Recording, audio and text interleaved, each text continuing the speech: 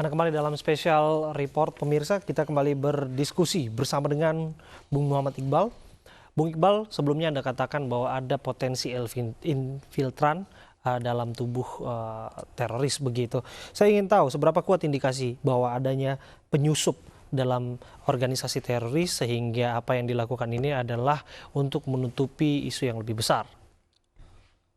Organisasi jihad selevel IS atau yang di Indonesia JAD, Jamaah Ansarud Daulah, yang menitik beratkan masalah-masalah jihad, itu sangat dimungkinkan untuk dilakukannya infiltrasi sama aparat, oknum aparat.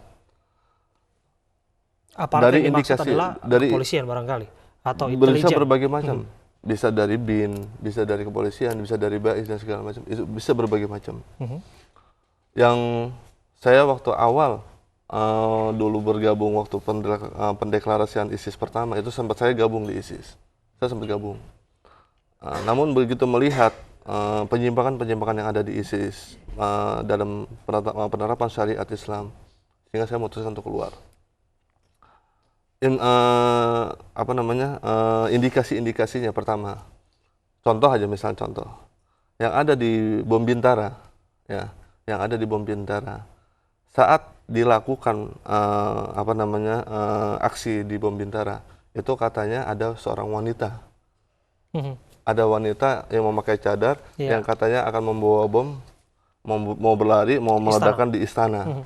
Secara logika, seorang ahwat pakai jilbab lebar, pakai cadar, masuk ke dalam barisan mau mendekati istana. Keburu ditembak duluan. Ini adalah, saya bilang, suatu pengakuan yang sangat bodoh.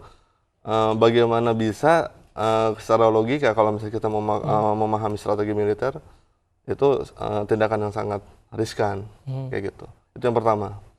Yang kedua, itu dibilang bahwa bom yang ada di Bintara itu mempunyai kekuatan 3 kilo, bisa menghancurkan 300 meter.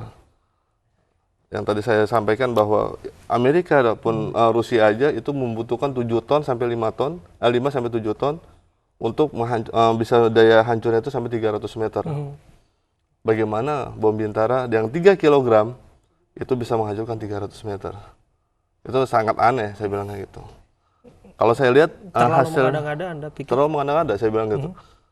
Selama saya belajar untuk eksplosif waktu saya di MR, itu bagaimana kalau sekelas sampai 300 meter itu tidak bisa kita memakai bahan TNT, minimal pakai patan RDX atau mikronuklir, itu baru bisa. Yang artinya dengan bentuk rangkaian panci seperti itu tidak akan mungkin bisa melakukan aktivitas dampak ledakan yang begitu masif dan begitu luas radius jangkauannya. Ya, sangat sulit. Kalau misalnya cuma level TNT saja untuk sampai radius cuma 3 kg ya, itu cuma sampai 300 meter, itu nggak akan mungkin. Pancinya aja nggak rusak kok, Pak. Paling tidak memang yang disasar katakanlah memang bukan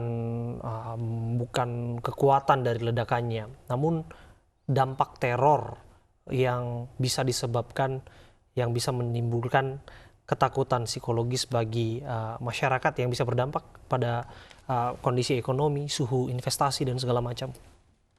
Bisa mengarah ke situ. Kalau misalnya yang diinginkan daripada pola dampak teror itu adalah efek dari teror itu. Bukan hanya cuma mati beberapa orang, tapi efeknya ini bisa berdampak ke investasi, ke ekonomi, ke pariwisata, dan lain-lain, ke politik, macam-macam. Oke. Dengan yang terjadi, katakanlah di Bandung hari ini, besok Raja Salman, King Salman, Raja Arab Saudi akan tiba di negara kita begitu dalam kunjungannya. Apa relevansi kasus ini, kasus bom hari ini dengan kedatangan? Barangkali Anda melihat ada benang merahnya kah? Kalau saya menangkap, kalau mereka ada indikasi mau menakut-nakuti ya King Salman dan rombongannya untuk datang ke Indonesia dengan aksi teror seperti ini, saya bilang bukannya bom, itu petasan. Jadi darah Arab itu darah panas, dan darah Arab itu orang-orang pemberani. Itu nggak akan mungkin, mereka takut cuma ditakut-takutin sama petasan doang. Petasan panci. Petasan panci, saya bilang. Bukankah demikian bahwa image yang saat ini yang kerap kali sebetulnya dimunculkan oleh seorang Raja Arab Saudi adalah image yang dekat dengan Barat yang kemudian dijadikan simbol perlawanan oleh ISIS. Dan sebetulnya secara terbuka pun ancaman beberapa kali disampaikan dalam video-video yang viral dalam jaring sosial YouTube. Yang harus kita cermati, masa kepemimpinan kerajaan Arab Saudi selama dipimpin sama King Salman, itu banyak terjadi perubahan-perubahan. Yang tadinya Arab Saudi sangat dekat dengan Amerika, saat ini justru Arab Saudi mulai meninggalkan Amerika.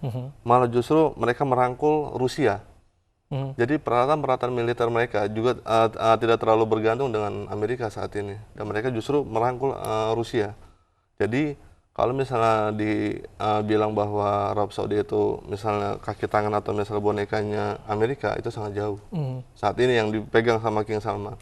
Apalagi itu dibuktikan saat waktu tatkala kunjungan Barack Obama. Tatkala sholat azan berkumandang, King Salman meninggalkan Barack Obama. Lebih memilih panggilan Allah daripada bertemu dengan Barack Obama. Baik, saya ingin tahu sebetulnya soal JAD. Jamaah Ansarud Daulah ini didirikan oleh siapa, latar belakang, dan apa motif gerakan ini? Oke. JAD ini, Jamaah Ansarud Daulah, itu adalah suatu gerakan jamaah ya, di mana saat euforia ISIS itu mulai bangkit. Saat itu mungkin waktu saya di JAT, Jamaah Ansarut Tauhid, itu cuma 5-10% orang-orang JAT yang bergabung di JAD. Siapa pemimpinnya saat ini di Indonesia? Jamaah Ansarud Daulah jelas bahwa pemimpin saat ini masih Ustadz Aman Abdurrahman. Aman Abdurrahman. Aman Abdurrahman itu saat ini di penjara di Nusa Kambangan. Walaupun beliau di penjara, dia masih bisa memimpin. Jaringan lewat penjara? Jaringan lewat penjara. Oke, bagaimana itu skema itu bisa berjalan hingga saat ini? Saat ini dengan teknologi yang sudah luar biasa, bisa melakukan rapat lewat jaringan internet. Dan saat ini yang terjadi ya kita bisa lihat, bisa mengisi kajian-kajian lewat medsos, bisa mengirim video-video untuk membakar semangat para anggota Jamaah Ansarud Daulah. Jika aparat kepolisian menyatakan bahwa terduga teroris yang tewas hari ini terindikasi merupakan bagian dari JAD, saya ingin tahu sebetulnya kekuatan JAD, seluas apa jaringannya di Indonesia, lantas apa yang paling mampu, yang paling capable mereka bisa lakukan, yang tentu saja meneror dan menakut-nakutin warga Indonesia. Kalau untuk Jamaah Ansarud Daulah ini, dari tingkat sisi pengalaman itu sebagian besar itu anak-anak, kalau boleh dibilang sebagian besar itu anak-anak ABG yang semangat jihadnya itu terlalu tinggi. Masih punya energi. Tapi dengan pemahaman agama, pemahaman ad-din itu sangat rendah. Sehingga tatkala dicekoki materi-materi jihad yang sangat satu sisi saja, atau dikasih materi-materi bom, materi-materi militer, sedikit saja mereka terbakar semangatnya. Militansi yang tinggi.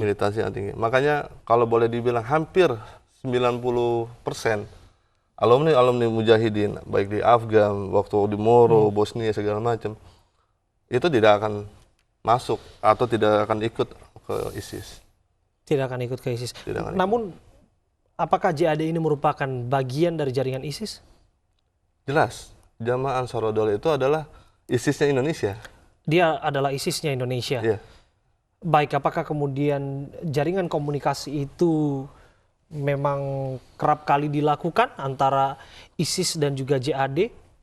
Ya, ISIS yang berpusat di Raqqa, di Irak, di Suriah maupun di negara-negara lain, itu saling berhubungan dengan di Indonesia. Walaupun saat ini memasuki Turki atau memasuki Suriah itu sangat sulit saat ini. Banyak pemuda-pemuda Indonesia yang berangkat ke Suriah, berangkat ke Turki itu nggak bisa. Kenapa?